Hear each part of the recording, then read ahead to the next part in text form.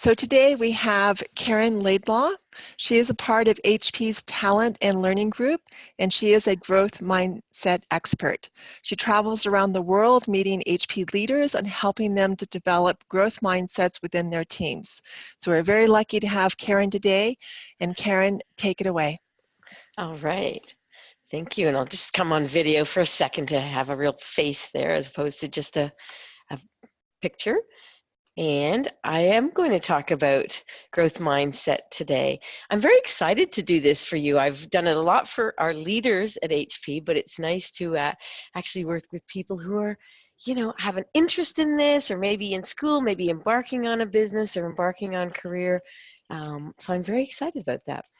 And I'm going to cover 3 topics today in our time. And as Debbie mentioned, we'll have time for Q&A at the end. I'm going to talk about what growth mindset is, so get a definition and help you understand that. I'm going to talk about why it matters. And I will share a little bit about why it matters to HP, but also why it would matter to you as you get set to sort of build your own success in life. And then we'll talk about how do we actually build a growth mindset. And so really, how do we foster that in ourselves? We are not all growth mindset all the time. Now, what I want to do first is start off with a little exercise. So I hope that you'll have a pen or a pencil handy and a piece of paper. It doesn't even have to be anything big, just something you can write on. And what we're going to do, I'll start with this question just to think in your mind. If you want to raise your hands, that's great, if you can figure that out. But asking you, how many of you would say you know how to draw? And I don't know if I see a couple of people raising hands. Not everybody, and that's pretty typical. Because when I ask this, usually, typical audience, only 10 to 15% of the hands will go up. Most of us think we can't. And I'm going to actually take you through an exercise here. For those of you who said you didn't raise your hand or you said you wouldn't, would you be happy if you could draw something like this? So I'm Canadian, and so this is from a TED Talk. I'm sure you're familiar with TED Talks. This is from one in Quebec in Canada, and it's a consultant by the name of Graham Shaw, and his TED Talk was called Why People Believe They Can't Draw and How to Prove They Can. And so with that pen and pencil, let's give it a try and see what we can do. So first I'm going to ask you just to draw a nose. So it's going to look just kind of like the one I've got there, just on your little piece of paper. Maybe it's a sticky note or whatever you've got. So we draw a nose. Now once we've done that, let's add in a pair of eyes. They kind of could look like 6s or maybe a quotation mark, and we're just drawing them just above the nose. And next, we're going to add a mouth. We're going to make it a smiling mouth today. So we're just drawing that under the nose, simple 2 steps. And let's add in an ear. So just somewhere over to the side, almost looks like the nose with a little line in it, but a simple drawing there. And now let's add in some hair. We're going to call this guy Spike. Spike's got a little bit of spiky hair. So we've added in our hair. What else should we add? Let's add in a neck. So with this, we're just going to draw a line to the left of the mouth and down, and then a line below the ear and down. Now we've got a neck. And just to finish it off, let's add a collar. So if you take a look at your drawing, you'll see that with a little bit of effort and a little bit of instruction and some willingness, you can draw. So even if you weren't those 2 people that raised their hands. And with a few variations, we change up the nose a little bit, add a pair of glasses, we can change the hair a little bit. Just by drawing simple straight lines, we can create all sorts of characters.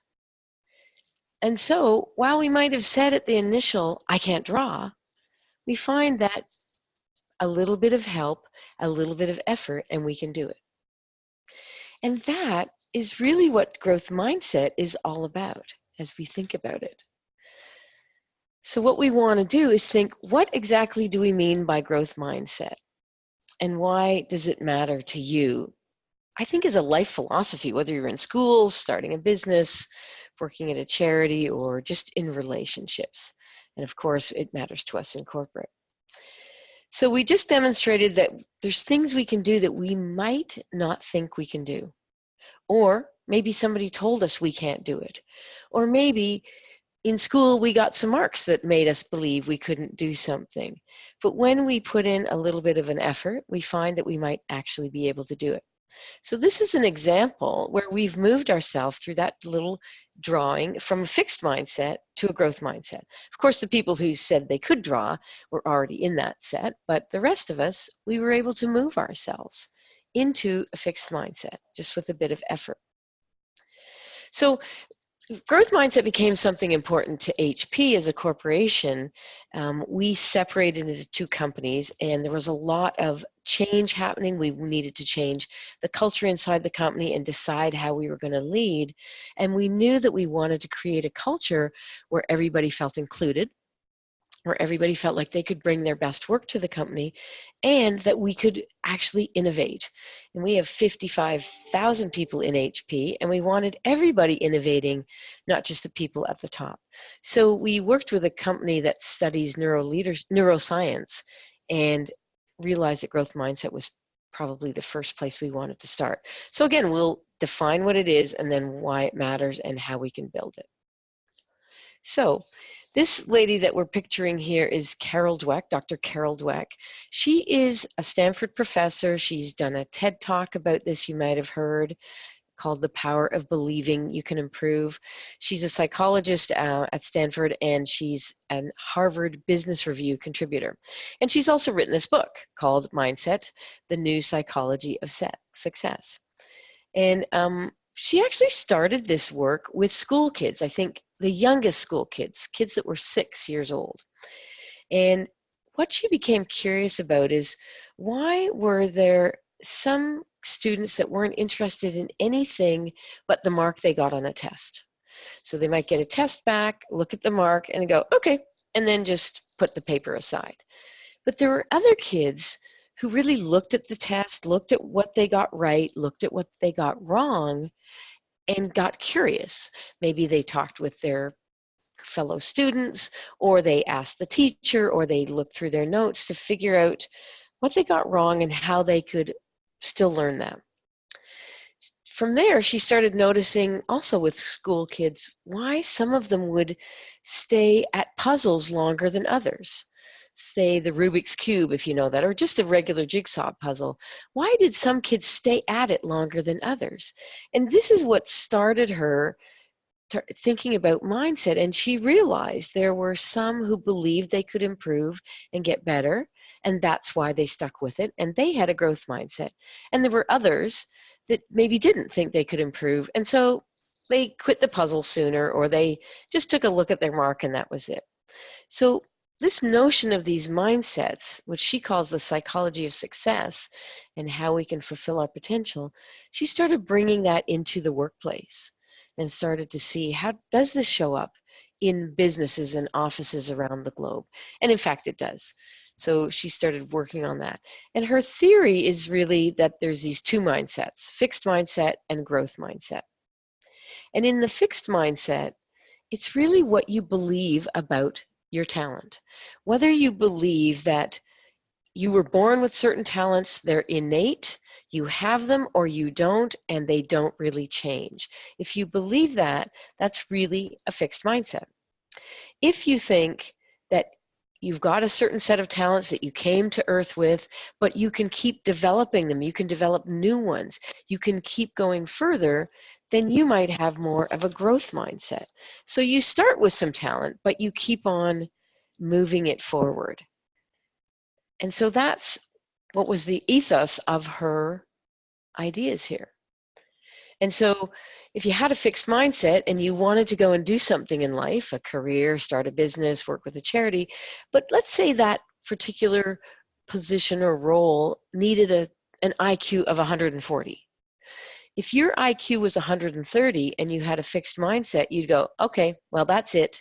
I can't go for that because I don't have 140.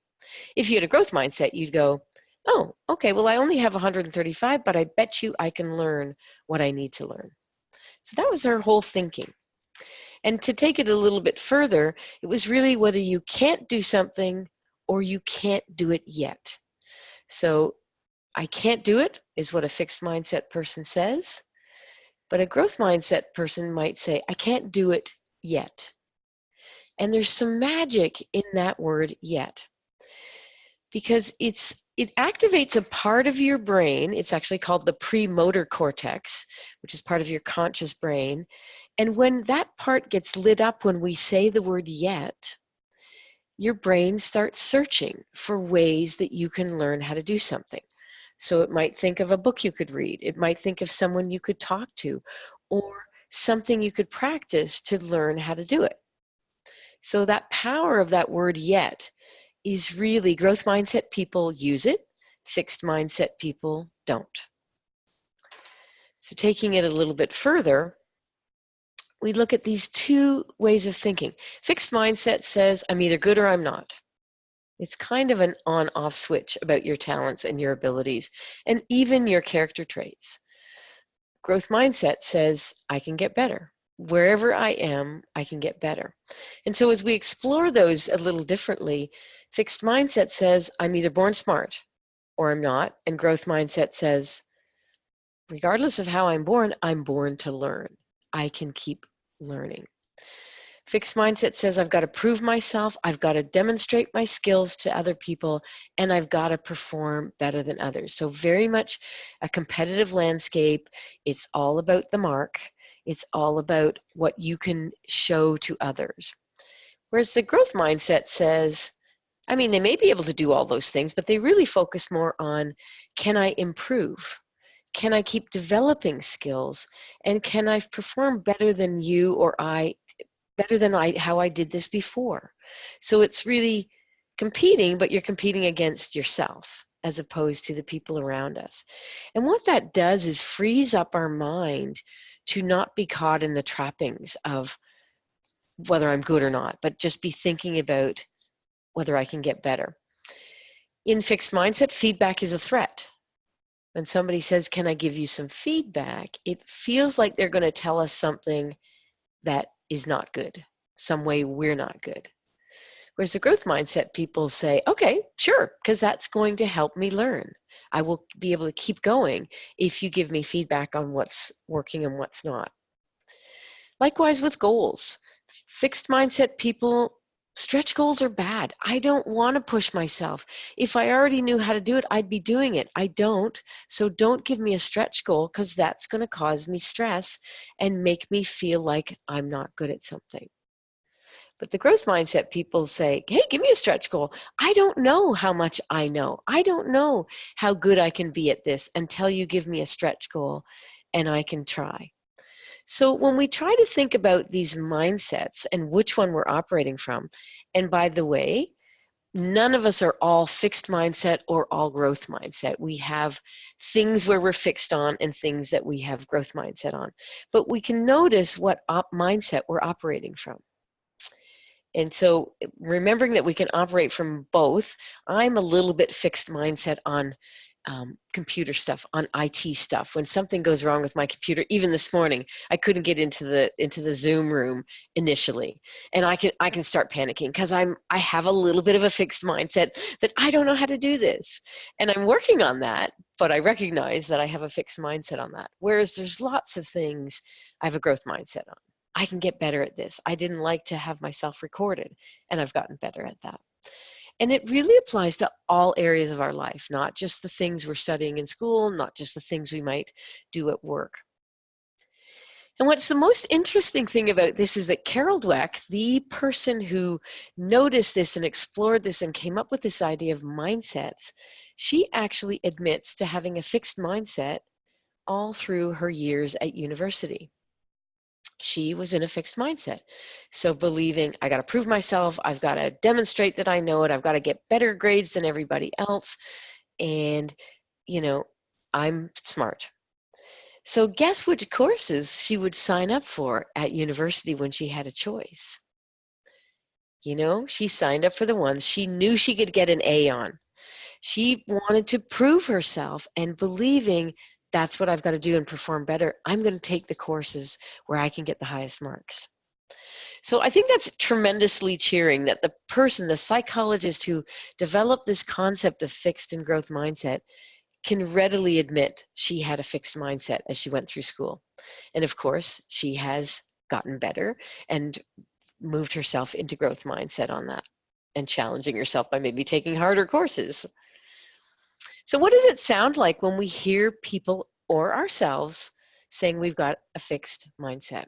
We can hear things like this: I don't understand. And it's the I don't understand, like, I don't understand. I don't even want to try, right? Giving up. I can't make this any better. I can't do any better. We hear people saying, I'm just not good at this. No, don't ask me. I'm not good at that. We can hear things like saying our clients never understand us, our teachers never understand us, our partners, our parents, anybody that just doesn't understand us, and there's no point trying. So I give up, we often hear. This is too hard. I'll never be as smart as her or him or whoever it is. I made a mistake and I don't want to make mistakes, so I'm not going to do it again. It's kind of that. Or even, it's good enough. We don't want to push ourselves and put more effort into it. So we go, it's good enough. But these might be indications that we or somebody that we're talking with are stuck in a fixed mindset about something, not as their whole character, but just some area. And I say these things about IT. You know, when I got a new laptop this year, sometimes the company sends us them, and I got my brand new laptop. I got it on December 12th. I didn't even open the box until January 26th. And the reason I didn't, and the reason I did then, is I got the third letter from our IT department saying, hey, Karen, we need your old laptop back and you haven't sent it. So I will delay and delay and delay, because I say to myself, I'm not good at this. I hate having to refresh my new PC and get all the software loaded and all of that stuff and transfer my files. I don't want to do it. It's too hard. I'm never going to be able to understand this. And I get myself in that fixed mindset. And I had to, once I got that third warning letter, I had to do it. And I had to really talk to myself and say, okay, wait, you've worked for this company 20 years. You've done this a few times. You've always gotten through it. You have people around you that can help you. You can go on to IT chat and talk to some people who can help.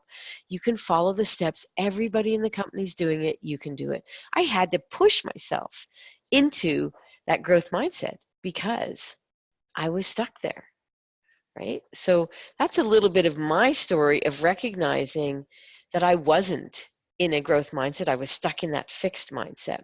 I had to change it. And so think about times when you define yourself as things you're naturally good at or naturally not. I'm a natural speaker, I might say. I'm not a good project manager is another one. So I have to look for, when I'm in a growth mindset versus fixed, I do things like I keep on trying. I believe in myself. I trust myself to do it. I look for other people that can help me learn. Other people, I look for books. I maybe watch a TED Talk. I go and find somebody who's already doing it. I find ways to seek out more learning when I'm in a growth mindset. I put in effort. I will stay at the puzzle a little bit longer. I will say to myself, I can do this. I can solve it. Let me just try a little bit more. So we got to notice ourselves when we hear ourselves in a fixed mindset about something, and what we can do to move ourselves to a growth mindset. And it's a lot of those things of just putting in more effort.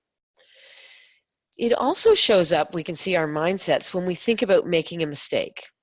If you think about a mistake you've made, whether it was just a simple one, tripping on the sidewalk, or a big, wow, I said I got the wrong data when I made that presentation, or I forgot what I was saying in my presentation. What happens in our brains when we make a mistake, and in this case, green is not good, and this is from a study by Moser and his peers on what happens to your mind when you make errors. When we're in a fixed mindset, our brain stays green. And what that means is there's no work inside the brain to try and figure out the answer. It kind of goes quiet. We often think, I hope nobody noticed that, and we want to quickly get past it. We don't want to dwell on it. We don't want anyone else to notice it, and we certainly don't want to talk about it.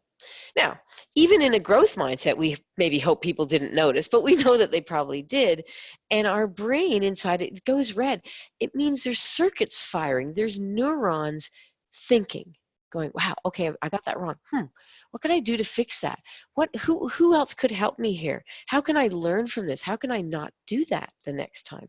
Your brain gets active thinking about how to fix it, how to not have it happen the next time. And so we want our brain to be firing up when we make a mistake because it's preparing us to learn. But you have to kind of prime for that, right? It's not, we don't want to be in blame or living in terror of making mistakes. We want to think about, okay, I made a mistake. How do I fix it? And how do I learn for the next time? And so we're none of us going to get through our whole lives without making mistakes. I'm pretty sure I can say that. I can think of lots of ones I've made. So it's really about how do I accept that I'll make them and be willing to learn. And a little bit more of what goes on in your brain when you make mistakes, or even just, what allows for growth mindset to let us have a different response. So this study by Moser and his colleagues showed a couple of things. That in a growth mindset brain, a brain that's primed for learning, we will actually give more attention. There's this measurable increase in our brain activity, just like we showed on the last slide. It focuses on the mistake. We pay greater attention to it. We don't like that we had it, but in fixed mindset, remember, we want to let's quickly move on. In a growth mindset brain, we pay more attention to it. What we do actually is we have a greater ability to rebound from the mistake. So people whose brains showed this increased activity because they're in a growth mindset, they were able to take the feedback on the mistake, whether that comes from yourself or other people, and recover from it. So they might, if they're making a presentation and get it wrong, they might say, oh, I'm sorry, that's completely the wrong data. I'm not sure how that happened. Let me make sure I get the right data. And they can recover from it and not let that affect the whole rest of the presentation, their whole confidence in themselves, their ability to say yes to another presentation. They can rebound quicker. And the other thing that happens, because they're able to pay greater attention and rebound, they know they're going to be safe. They have the greatest ability to apply the feedback, to notice the error, take in the feedback, and make it possible to learn from the mistake and go on. So all these things go on when we make a mistake, which kind of feels like, hey, it's kind of good to make a mistake. How can I get more of those? Because I'm learning. And if we take some of the sting away from it, we put ourselves in that opportunity to have a growth mindset about it. The last thing I want to say is what happens in your brain in a fixed mindset or growth mindset brain when we experience change or difficulty. I can tell you, being probably a little bit older than most of you, you will experience lots of change in your life, some that you initiate, some that comes from elsewhere, but also lots of things that are difficult and challenging. And so it would help to think about how you can think about it. How we approach those challenges, mistakes, difficulties, and changes really depends on whether we see them as a threat or a challenge. In the fixed mindset, we can tend to see it as a threat. And so we get into distress. We get more stressed, we get more nervous about it. We can feel like we're not safe, and that can make us kind of shut down and not want to try. On the other hand, if we have a growth mindset and we see that change, that difficulty, that challenge, even that mistake as an opportunity to be challenged and to grow, then we start to get this eustress. Now, eustress is probably a new word for you. It is for me. It was for me. And it's really that good stress, that healthy stress, that stress we have that's kind of anticipation and excitement. Sometimes we call it feeling in flow, feeling like, oh, I'm really enjoying what I'm doing. I'm getting a sense of fulfillment, lots of positive feelings, and I'm got a sense that there's potential gains from what I'm doing, as opposed to being in distress. So, you know, even when I was designing the growth mindset training programs, I was a little bit in a bit of threat state. They gave me the project. I already said I'm not so good at being a project manager, and we had 2 days worth of design help from a vendor. And when they sent me a note and said, "Okay, Karen, what's the agenda for 2 days?" I was like, "I don't know. I've never even done this before. I'm scared. I don't really know if I know what I'm going to do. I'm not sure if I'm going to be a success at this." And I had fear and anxiety and dread, all those things that come with distress. And I had to sort of shift myself into, wait a sec, being in growth mindset. And so I said, I can figure this out. I'm smart. I've had lots of success through my life. I've run lots of meetings. I've designed programs before. I've worked with vendors. I know how to do all the pieces of this. I bet you I can do this.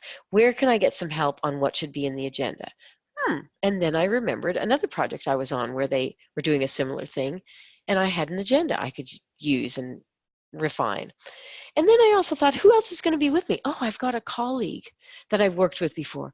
And so I'm not going to be alone. So I'm going to do this, and I'm going to go out and I'm going to do my best, and I'm going to learn the things that I don't know how to do. So that's a little bit about what growth mindset is compared to fixed mindset. And we'll, as I said, we'll have some time for questions at the end. So what I want to do is move on to, why does it really matter? Why should we, whether we're a student or we're looking for employment or we're going to start a business or work for a charity, or just even in our relationships, why does growth mindset matter? Why is it a great life skill and even a life philosophy? So when I think about it, I think about some of the benefits we get from having a growth mindset. There are studies that show that we're more creative and innovative when we come from a space of growth mindset, believing I can learn, believing I can improve, believing I can be successful. When we are in that state, we're more likely to try things. Resilience, we'll stay at things longer because we have that trust in ourselves. I can do this. I can figure it out. So that resilience of continuing to believe in ourselves or to bounce back when we don't get everything perfect. We can keep with the persistence, right? We'll keep trying. Remember the kids with the puzzles, but it's the same with us. When we meet with some challenge or some failure, we're willing to keep going, to keep trying, persist in getting to the final result. And ultimately, all of those things give us better performance. We become better people that have more to offer, wherever we're going to offer that. So I find this in my life when I have a fight with the person I'm dating. I can get to, oh no, this is a disaster. And then I can go, wait a sec. We can figure this out together. When I'm trying on something at work that's hard, when I'm, trying to figure out taking a course and I'm struggling with some piece of it, I can remind myself to get myself into growth mindset and figure out how to learn. Carol Dweck and some of her peers started looking at this in corporations, and they found, and I think these are things that all businesses want, and anybody who's going to offer themselves out into employment want to have these kind of skills. They found, just from studying Fortune 100 companies, but again, it applies everywhere, is that having a growth mindset orientation led to these kind of results. The employees had a 65% stronger agreement that their company supported risk-taking. So they felt like they could take risks where they were working. They found that there was more opportunity to foster innovation in corporations when people had a growth mindset.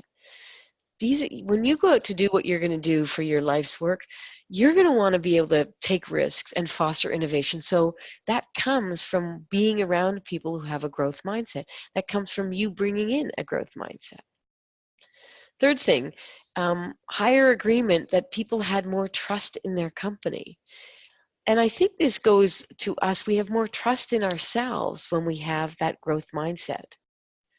We're more likely to stay at something, keep engaged, promote what we're doing, maybe sell it more, more not, I don't want to use that word, more passionately to friends and colleagues and customers and families, whatever we're working at. If we have that trust in ourselves or the companies that we're working for, then we can do that. You will trust yourself to build something great. And the last thing they found as they did this, and why it matters, is people felt more of a sense of ownership and commitment when they were either working for a company that had a growth mindset, or they brought a growth mindset to what they were doing. They were more likely to own it, to be accountable, to get to the end of the job and succeed at it when they believed they could. So it's really an important life philosophy to figure out where you have growth mindset and where you might have some fixed, and then figure out how you can change that a little bit to have more of a growth mindset. I'm just checking my time. I think we're doing great. I want to go into our last module, which is how do we build growth mindset? So now we've recognized some areas where we're maybe a little bit more fixed. And again, those are those things we say when we say, it won't work, I can't do this, I make too many mistakes, I don't want to try it. Whenever we recognize ourselves in that fixed mindset, and like I say, we have parts of everything, every aspect of our life where we could be there, then we want to figure out how do we develop that growth mindset. And so there's Spike, right? So remember, most of us thought we couldn't draw, and with a little bit of instruction and effort, we found that we could draw Spike. So what are some of the things we do? Well, we can make it a challenge. We can say, let me see how much I could learn. Let me try it. I don't know if I'm good at this. I think I might not be, but let me see what I can do. So that's one thing to do. We can try something new. Just say, hey, I don't know, I'm going to take a risk. I don't know if I've ever done that. I've recently been in Korea for a couple of trips, and we have to work with simultaneous translators. So that means when I'm teaching at the front of the room, somebody's in a booth translating it immediately for the participants, and they've got a headset on. I'd never done that before. So it was like, well, we need you to go. You're our leadership trainer that owns this stuff. We want you to go there, but you're going to have to do this. And can you do it? And I was like, I don't know, but I just tried it. I'm going to take a risk. I'm going to learn. And so I learned that I have to speak slower. I learned to change some of my words so they weren't as complex. I learned to give the translators my notes ahead of time so they could prepare. So I took a risk on that. Didn't know, but willing to try. That's me putting myself into growth mindset. If we need to do something difficult, we're not sure if we can, it's a challenge, then break it into smaller steps. Don't think about doing it all at once. How can I do the first thing? And then what's the next thing? We can find others who can help us, who can mentor us, who already knows how to do this, that can show me. And that includes people we know, but also people that we don't know, like people who are giving TED Talks, people who've written books about it. Find other people who know more than us and learn from them. Another thing that's good to do is focus on progress over time. I'm going to put that in the next one together because they kind of go together. Focus on the learning as well as the results. Sometimes we just focus on the score, the result, the number, right? It wasn't a success. And we sometimes need to know that. I know in corporation, we have to make the results. The stock market is counting on it. And so the results matter, but so does our progress over time and our learning. So we might say, okay, we aren't quite at the right solution, but we're getting closer. We've already learned these things and these things and these things, so now let's just keep going. So we, instead of just focusing on, oh, that didn't work, we say, okay, that didn't work. What have we learned from this that will help us for the next time? And we think of Thomas Edison inventing the light bulb, right? He's fond of saying, or he was heard to be saying, well, I know 1,000 different ways not to invent the light bulb. That was him focusing on his progress and his learning and not just the results. And of course, the last thing we can do is just sometimes slip in that word yet. I don't know how to do that yet. I'm not very good at that yet. I've never tried that yet. right? That gets our brain thinking about how to do it. So a couple of different things, and if all else fails, just stick in that word yet, because your brain will start helping you figure out how to do it. The second piece of this is changing our words. Listen to what we're saying and see if we can change the words a little bit. So I'll show you a couple of different examples of what I mean on this. If we find ourselves saying, I'm not good at this, we just switch and say, okay, what might I learn by trying? It puts us into a different mindset. This is too hard. Sometimes we'll say that when we're in fixed. What if we said, this might take some time and effort? Right? Instead of focusing on how hard it is, realize it might take some time and effort. I made a mistake. Okay. What if we say the next line is mistakes help me learn? So we move from it being negative to focusing on the learning. I'll never be as smart as Susan, Jane, Bob. I'll never be as smart as them. What if we say, I'm going to try and do what they do? So we learn from them instead of focusing on the fact that we might feel less than they are. I give up. Instead, we say, okay, wait, I'm not going to give up. I'm going to try something different. Just like Edison with the light bulb, right? Having that resilience, having that persistence. Oops, I thought there was one more there. I guess that's it.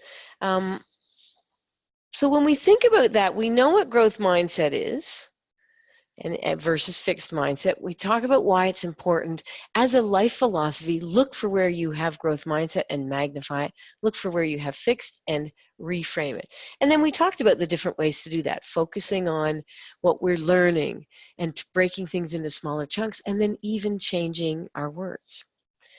And so with that, opportunity for some questions. And I guess, Debbie, are you going to read them to me, or how do we go about taking some questions? Yes, I will read the questions to you. So just a reminder to everybody, please submit your questions to me either through the chat or the QA. You can find both of those at the bottom of the screen. So please send them to me. So first question, are there just some activities, some daily activities that I could do that would help me develop a growth mindset? Yeah, that's a good one, right? Is because you're trying to strengthen this muscle in your brain. And so I think a couple of things. Notice your self-talk. So notice when you find yourself saying any of those things. Oh, no, this is not for me. Oh, no, this is going to be hard. Oh, I can't do this. I'm nervous. I felt a little bit of that when the questions were coming. I thought, oh, I hope I don't get ones I can't answer. And then I thought, wait a sec, it's all fine. I'm in growth mindset. So I think noticing what you're saying to yourself, just paying a bit of attention to that, and then consciously trying to shift it. When we notice that it's negative, to say, wait a sec, that might not be true. I could probably learn this. I think those are the best two things to do. Third thing is always just find yourself using the word yet more. And saying, when I find myself saying, I don't know, just add the word yet onto that. But I think the biggest thing is the stories you tell yourself. Just notice them and see if they're actually true. But that's a great practice. Great, All right. thank you. Next question, what skills are developed and what skills are learned? I think anything can be developed. I'm not a finance person, but I kind of like finance. I'm never going to go in there, but they asked me to teach a course on finance for non-financial people. And I thought, I kind of like that, but I don't know that much about it. And so I had to develop that skill. And I think that anything can be developed, I really think. Can we get to the top of the chain on some of those things? I'm never going to be a very, very fast runner that could run races and win them. But could I get faster at running? Yes. So I think almost anything can be developed. And it's just a matter of understanding where you're at today and what's the next step. There are certain things we kind of know instinctively. I'm a pretty good speaker, and I think that's some of the skills that I came to the earth with that I didn't maybe have to learn. But do I practice those to continue to get better at that? I keep on learning on that, and I keep on developing. So I think some of it's understand what might be some natural affinities or gifts you have, and then keep working them. Think about any kind of world-class athlete. They might have started off being good at shooting, getting the soccer ball into the net, but they also keep on learning and developing. So I think anything can be learned and developed, even the things that we're kind of naturally already good at. Great, thank you. So how do you find a point where it's enough? Like it might be affecting your health. When we keep on pursuing something, I guess is Yes. what we mean. Yeah. Huh. I don't know. I guess it's always, I'm a big fan of sort of checking in with myself a lot, and I'll do things like, what do I need right now? I've just come off a couple of weeks of travel. I was in Singapore for a week and then all the way across the globe to California, and now I'm back in Toronto. And I can feel myself feeling some exhaustion, both physical fatigue and mental. And I've got a couple of big projects this week, and I've kind of thought to myself, what do I need right now? I need to take Friday off. I do have one meeting, but the rest of it, I'm going to take it off. I need some time to just not be staring at my computer and thinking. And so I think take a read of yourself. And when we feel like we're mentally or physically fatigued, or we feel like we're starting to tip to the edge of being maybe not so rational or functional, check in with yourself and say, maybe I give this a rest for right now. Think about when you were studying, right? Sometimes you study, and then you just can't do it anymore. And so you might sort of say, I think this is enough now. I'm going to trust myself. But it's hard, I guess, as you continue to grow and start to learn more about yourself, you will know. As I prepare for teaching classes, I can sometimes get in that, is it enough yet? And I kind of have to just sort of ask myself, how am I feeling? Do I think spending more time on this is going to really be beneficial, or is it just going to fatigue me more? So I don't know. Because you're right, it's not about being relentless and never stopping and never being satisfied. That doesn't mean we're in fixed mindset. It's just, this is as much as I'm going to invest at this point. But that's a good one. I got to think a little bit more about that myself. But yeah, it doesn't mean just because we can get better at something, we should get better at everything and continue and never stop. So it's not relentless, but it's not being so soft on ourselves that we don't even try things out. So it's kind of finding that balance. And that balance, I think, will change through your life. There are times when you can be really focused on learning and improving and moving forward. And there might be times when there's life changes where you're focused more on family or on health. So kind of a long answer, but hopefully that's given you some ideas. Great, thank you. So besides the book that you mentioned earlier, what other books can be a source for learning? I'm trying, let me just look at my library to see. I'm reading all the time. One of the books that I like is a book on TED Talks, and it talks about how they get people ready for TED Talks, and you learn a lot about presentation skills.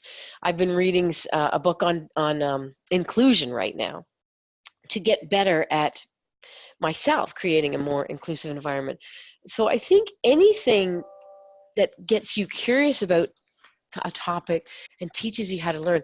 There are, I don't have a book in mind right now, but learning more about metacognition, which is thinking about our thinking.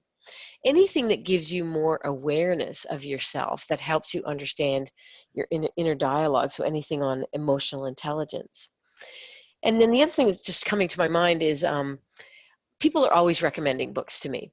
And I don't have time to read all the books that people recommend. But I got a habit from somebody that I think is brilliant. And they said, anytime somebody tells me a book I should read, I buy it, or I borrow it from the library, or I make a list of it. And that way, and for me, I buy them. That way, once I finish a book, I won't have forgotten that book. I'll buy it, write who recommended it and what date, and then I will eventually get to it. As opposed to, they tell me it, I remember it for a few days, and then I don't buy it, and then it's completely gone from my memory. So at any given time, I'm probably reading 3 or 4 different books, and they might be all completely different topics that just are exercising my brain. So I think that's probably, just almost any book that lets you think about new concepts is going to help you move into growth mindset. Great. Thank you very much. So if anybody else has any additional questions, please type them into chat or into the QA. I will mention something while we're waiting for any additional questions. We have a brand new course on HP Life, and it's called Success Mindset. And it talks about many of these things, about soft skills, about resilience, innovation, problem solving, building your confidence, building your courage, your critical thinking. So for you that have already taken the Success Mindset course, great. For others that might be interested in building your soft skills and also maybe even creating a vision for your future, that's part of the course as well. Creating a vision for your future, setting goals, like what we talked about today, and creating a success plan. So I'd really suggest anybody that's interested in learning more about this area, that might be one way of doing it. Okay, we have one more question. All right. Would you be willing to assist to a meeting with my team to present this topic? So this is actually an HP person that's Oh, cool. attending. And so would you be able to assist in presenting this? Absolutely. Send me an email and, we'll figure this out. I'm on the road traveling about 3 weeks out of 4. But I get lots of questions on things like that. And I always say yes as often as I can. And then we figure out how to do it. Find a way. And she says, thank you. Good. And I had one more person with their hand up. Michaela, if you have a question, if you can type it into chat, that would be great. Is there anything that you would like to finish with, Karen, while we're waiting for one more question? Yeah, I just was thinking something on the success mindset got me thinking about it. It made me think about this is all about confidence, right? And life is so much about confidence, believing in yourself, trusting yourself. And so the success mindset course is that growth mindset puts you in a stage of being able to develop your confidence. And it made me think of a time, the first time I went to Shanghai, and I was pretty nervous to go there for a couple of reasons. One, I'm a very picky eater. I eat like a 3-year-old. So I don't even eat Chinese food in Canada, and I was worried about what I was going to eat while I was there. I was worried about teaching a class with 66 people from China and Japan and Korea and India and Philippines and, well, Australia and New Zealand. So all these cultures that I hadn't really been exposed to. And I was worried about the heat because I don't like to be in that hot of weather, and it was like 43 degrees Celsius there. And I got there and I kind of had a moment of panic, and I went, "Oh my God, why did they send me here? This is going to be a failure. I'm not the right person to be here." And I had this whole moment of, I guess getting myself into a fixed mindset. I'm the wrong person.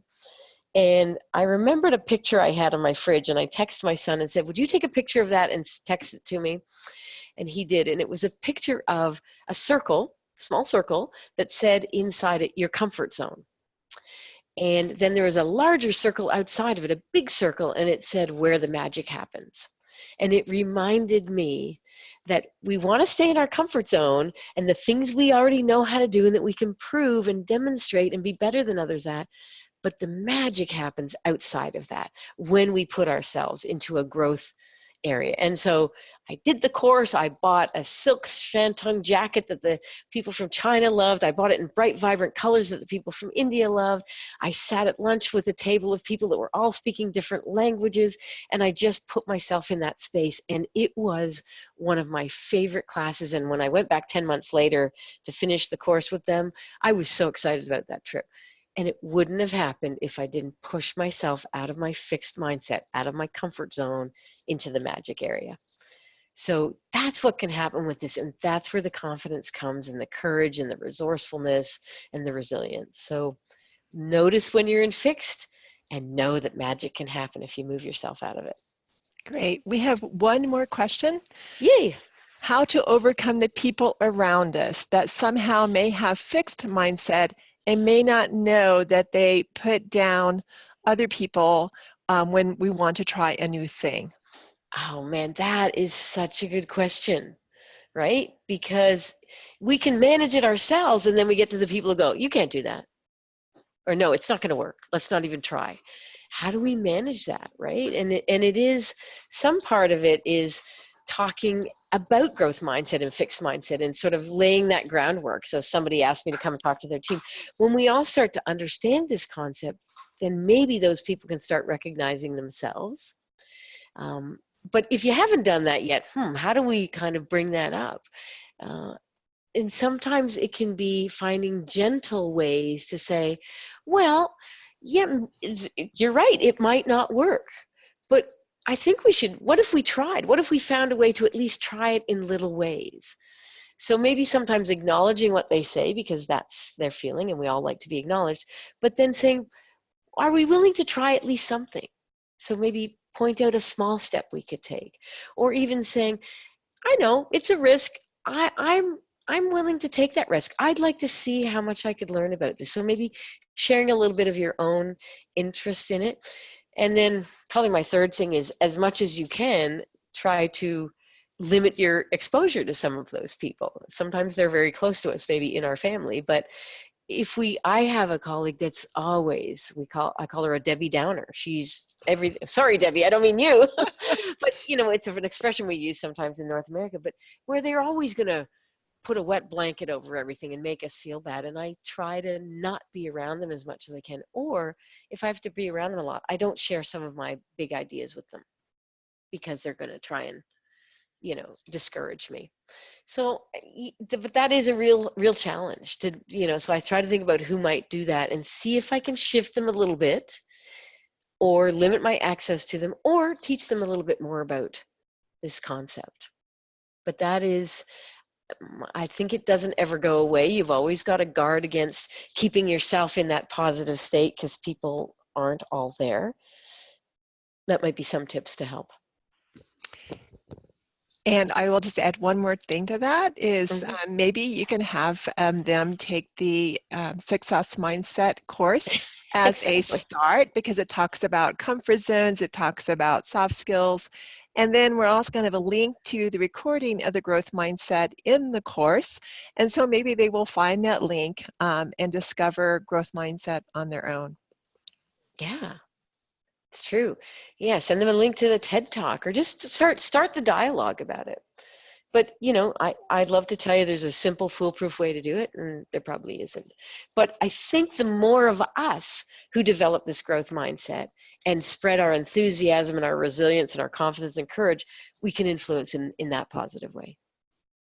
Great, thank you. Well, that's all the questions that we have. So again, thank you everyone for attending the webinar. Thank you, Karen. You were amazing and awesome.